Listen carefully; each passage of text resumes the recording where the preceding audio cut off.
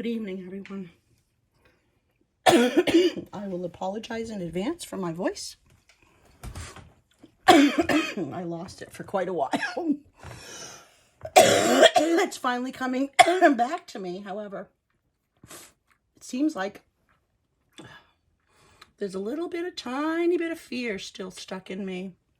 Doesn't want to let it fully out. So I would like to introduce myself. At some point you'll see me on camera, probably. But right now, that's not what's important. What's important is the message that I have to give. It's taken me a very long time to come to this place. And I know it has all of you as well. Kind of like we've been in a bit of holding area for the longest time. I decided to draw cards in advance. I've been drawing them for myself for numerous years. And finally, I've just decided I respect the gift I was given as a channeler, as a medium, as an alchemical mother of earth. These are all labels, kind of boxes. But I'm going to announce I don't fit in a box, and I'm okay with that. And I know a lot of you can relate. So here I am. Again, I am Sage Crow. This is my tiny little peaceful abode that I call White Birch Hollow. I have a white birch tree outside my home. I call her Sophia. I don't think I need to explain much because I think the people that this is meant for are going to hear this message because they're just meant to. So I'm going to begin with a little bit that came to me before I drew these cards. I try to ground myself and I really connect with the earth. I am very much drawn to the elements. I thought Abenaki, but I did the DNA testing. Not sure how accurate things are, but I did it and found out I am Cherokee and Lumbee and Shawnee. I look forward to delving into my Native American ancestry more in depth and sharing it with you on this channel as well, because the inner shaman is me is just radiating and vibrating to come out. And the answer from listening to the trees is just constant. Anyways, I have a little bit of chaos in my light. And that's okay, because that's what it's meant to be. So I wrote a few words down, because when I first decided to channel this message, I asked for Horus to come to me. It's a God that's constantly he comes to me constantly. I found this statue out in Colorado in a random shop that I was drawn to. Didn't even have a price on it. And my soul connects so much with Horus. I also have a spirit guide who came to me as a child, who I pushed away. His name is Jacob. He comes when he chooses to. I also can relate to Archangel Haniel, who is the goddess of male and the female embodiment. And she is also the goddess of intuition and unconditional love. I feel we all can learn a lot from embracing a little bit of Archangel Haniel. So as I closed my eyes and grounded myself before this reading, I asked the angels to show me a picture of what I needed to convey to the collective today. What I saw was this most beautiful light falling to the ground with reds and blues blue at the tip and red just as it's coming in to this realm, with spinning lights in the middle of beautiful gold, glistening colors that are there but not. I felt extreme excitement and delight from that light. In the faded gray azure sky, it was falling to the ground. But I felt no fear or doubt or worry. Like a confidence that it was on a beautiful journey without hurry.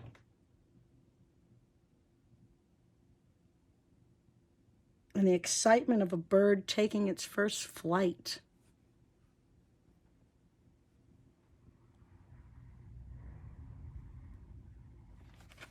The only way I can describe that is the feeling that came to me was it's time for us to screw in our light bulbs, our fractal, rainbow, beautiful lights back into the earth, into the ground. Release what's buried in our DNA. Let it go. All that fear, that guilt, that shame, none of it was ours to carry. It came from generations before, especially those who remember the French and Indian War. 273 years ago.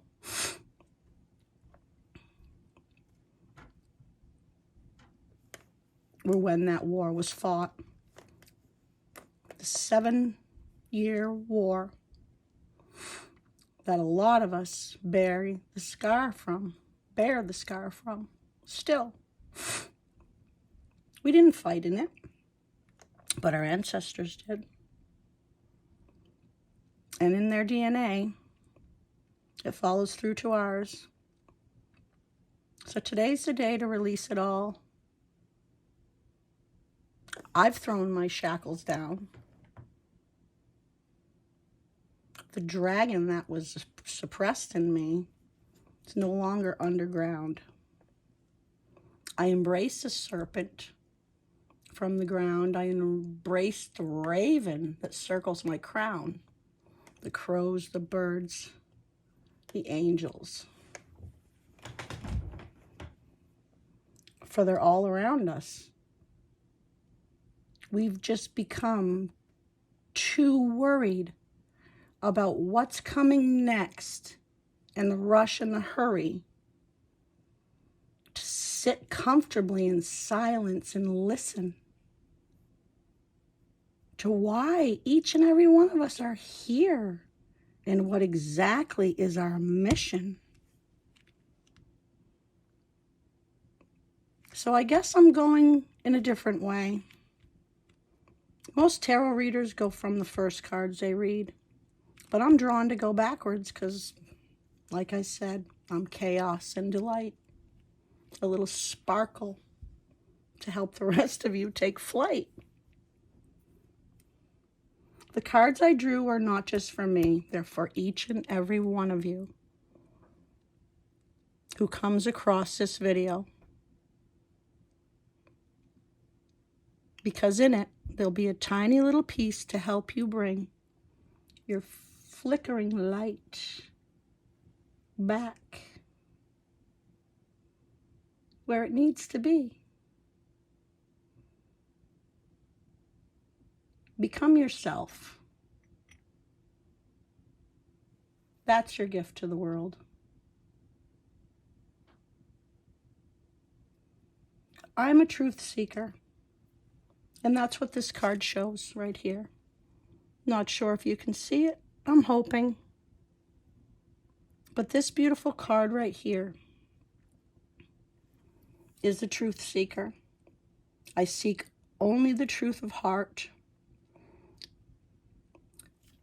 Sometimes I read things from the book, but lately I just go from intuition and what I feel when I look at these cards. What I see and feel is the opening of the third eye, the opening of the heart, the feeling of true inner peace as the awakening of the birds speak to you on this side, as the left is the feminine, where doubts, fear, but the magic is stored. And it flows gently from one side to the other with the help of the goddess of the moon and the earth mother. The clouds are starting to fall away. The light is coming back. And the colors are exactly what I saw coming down to earth. The blues, the reds, the golds.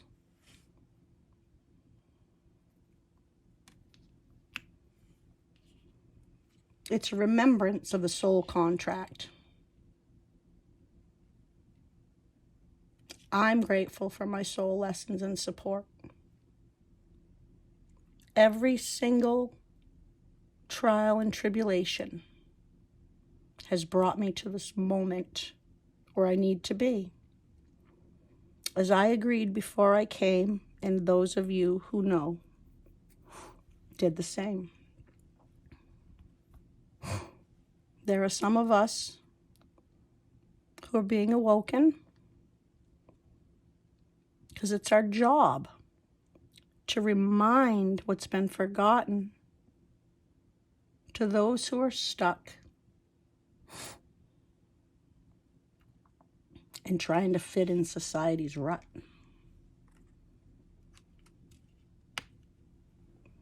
These 3 cards here came from a wonderful woman I found online. Her name is Senna Art. She's got these beautiful cards for self-love and intuition. I'm going to throw a shout out to her because she's been important for my soul mission. The card on the bottom of this deck, I decided I would let the cards just come. Whatever needed to come out would be. Generally, I count, but I decided not to today. I decided to just let it flow the way it's meant to flow. No interference from me. Just let it come out what needs to be. The bottom of this deck is Galactic Lotus. I find my truth in the lotus. Look at all these shimmering lights of beautiful colors. Absolutely beautiful.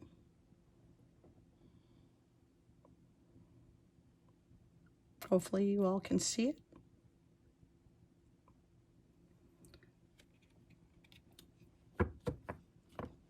The lotus is a beautiful flower. It has to have the right environment to open wide. It has to release its fear from that tiny little seed, which is the 3rd card that came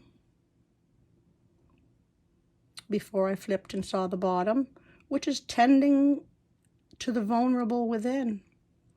I tend to my vulnerable sprout with care, for this is each and every one of us. We have that tiny little seed in us, because we're the manifestation of our own dreams. The Creator is you and me and we. There's a delusion of separation of the he and she. We all have masculine and feminine in us. The purpose is to find the yin and yang. Because we are in this world and also not of this world.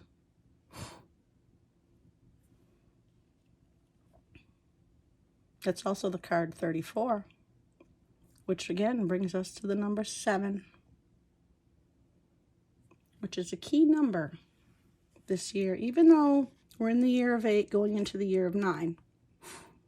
Karma's balancing out finally. The spirals of manifestation are coming into us. We're starting to awaken and realize that the key to it all is inside each and every one of us. Oh, having a hard time showing the camera, but hopefully you see the beauty of that.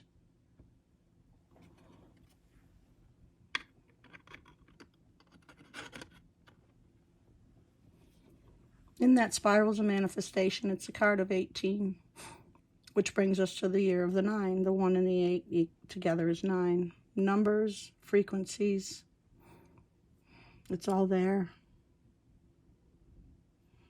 Don't fear that you're awake. Be happy you're aware. You're finally given the key to join us, all of us. There are a lot of us who tried to dull our senses.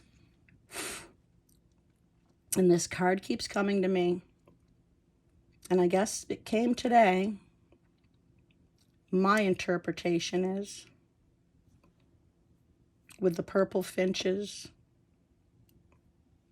the crows, the cardinals, all of these have come to me lately. This is a card of the addict. A lot of us tried to dull ourselves, thinking, oh my God, I'm crazy. That's not real. This can't be.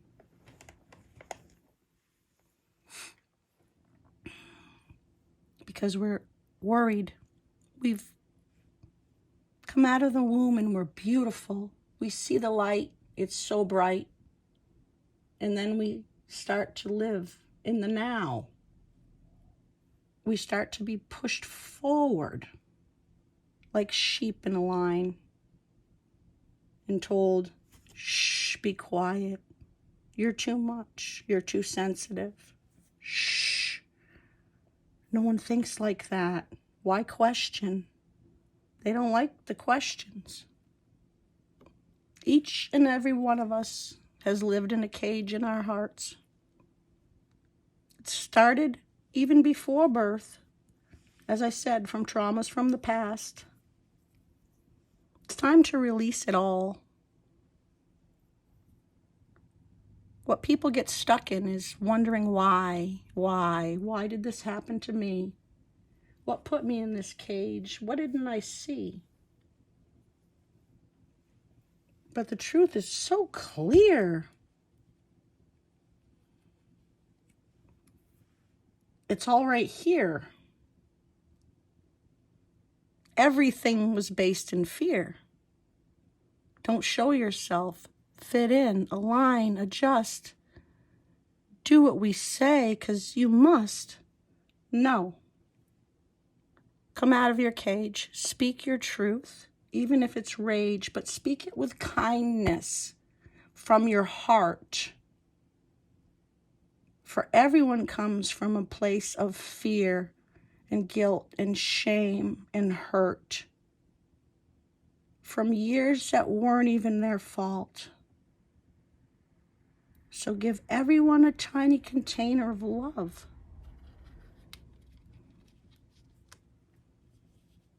So they can be what they're meant from their hearts. Even the people that have hurt you, that have come into your life, have come into your life for a purpose you agreed to before you came here. Another card that came out, I never read cards upside down, but I will. Because this shows that all of us need to release the perfectionist in us. Because what are we hurrying for? Who are we doing it for? What exactly is most important to you? What's the truth that comes from you? That's deep in your soul. What do you want to remember? The goal is just to live with ease. Put your worries down. Put your tiny little baggage. Here's mine. This tiny little baggage. It's an amethyst. Set it down. Doesn't serve you in this lifetime. Perfection is just a box to fit in. That I don't know about you, but I don't want to be there. The other card that came to me is a wise one. And the fact that she's upside down is just a reminder to me, and some of you, I'm sure, that crone I saw in visions of that crone in the woods alone, the old Native American woman I was worried I was turning into. Some of us, I'm sure you felt the same way, that you needed to just disappear into the woods. Until the 13th of October, I woke up and realized how beautiful she really is. I've embraced the wise one. My ravens come to me. I hear the owls speak. I embrace every bit of my inner crone. I embrace Mother, the child, and the Venus in me. And the inner crone combines all three.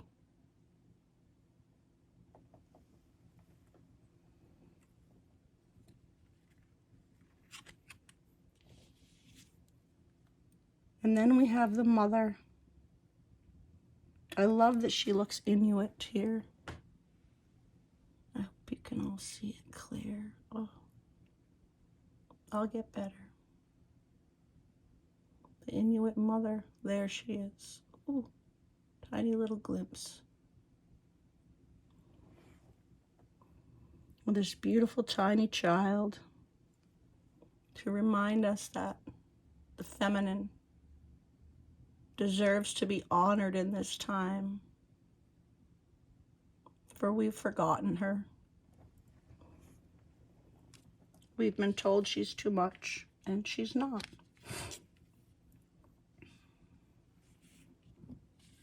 One of the last is that we need to be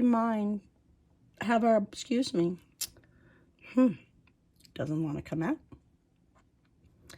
We need to combine both the serpents and the raven, because as above, so below. Be open to healing information. You'd be surprised that your body can heal itself. I am living proof. I came from pain and headaches and an inability to get out of bed at times, and finally embraced my inner light and realized everything I needed was inside of me. If I can heal myself, so can you.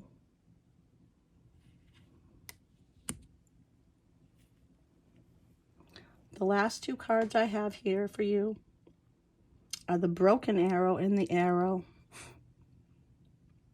Now these 4 decks I chose from, as I said, we have Senna Arts deck that she created that I just purchased, that finally helped me to align myself to just be the truth seeker and just be okay with embracing that tiny little seed in me and letting it go and flow the way it's supposed to be without my control. Just letting spirit and universe take the wheel. You know those dreams you have of falling and you get scared? Because in the dream you feel like, what's going to catch me? What's going to happen? What if I die? If you let go of the what ifs, you'd be amazed what your dreams will show you. I've died in dreams and I'm okay with that. It's actually beautiful because I know it's past lifetimes, and the peace that I feel from the gift it gives me to just heal that in a flash without even reflecting on the past. Just let it go and live and flow. All the rocks move from the river. Let it go. So we have the broken arrow, which is just embrace the energy of peace. The north, the south, the east, the west. Below, above, there is a rest. Then the second arrow we have. Surround yourself with protective energy.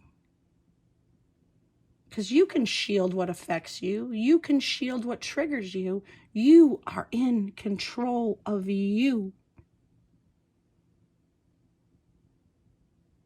We are beings of light in human vessels I call meat suits.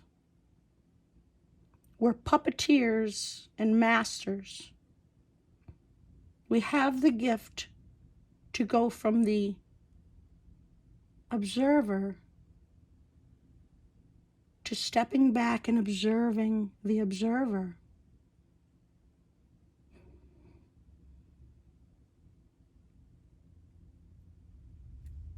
I'm going to close here because I feel I've said my piece.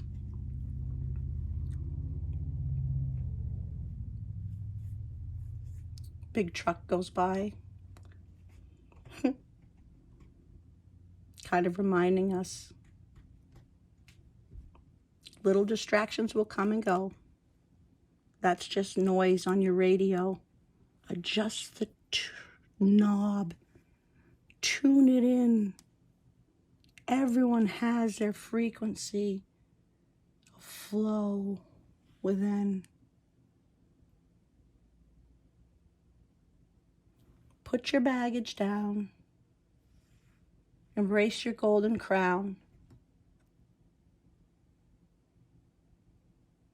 And remember,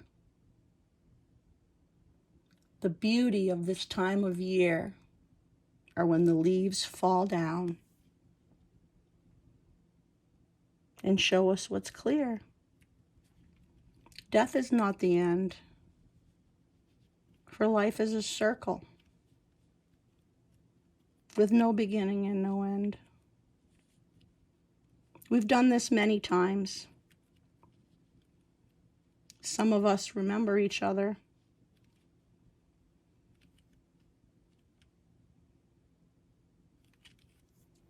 And with that I say, aho, my friends.